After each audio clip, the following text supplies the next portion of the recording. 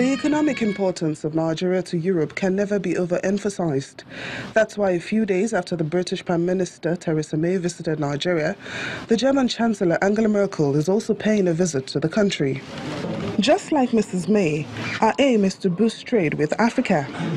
So why does it seem like everyone is trying to woo the continent, where China, France, and the United States have been the dominant financial forces?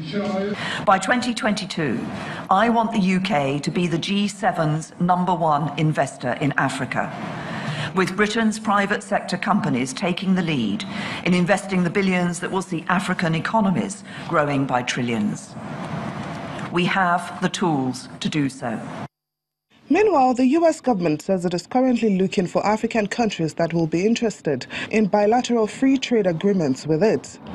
This comes as the U.S. and China escalate their trade war with the activation of another round of dueling tariffs on $16 billion worth of each country's goods on Thursday, August 23. I think the Trump administration is doing some lasting damage to the brand of the United States, especially with some overheated rhetoric that does, I think, no one any good.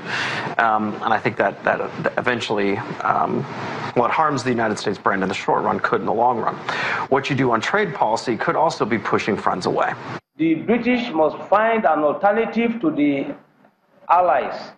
Brexit means that they are doing away with the traditional allies, and they need to find new friends.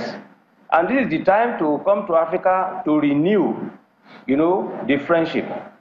At the moment, it seems Africa is changing, reimagining itself and rejecting the label of the Dark Continent.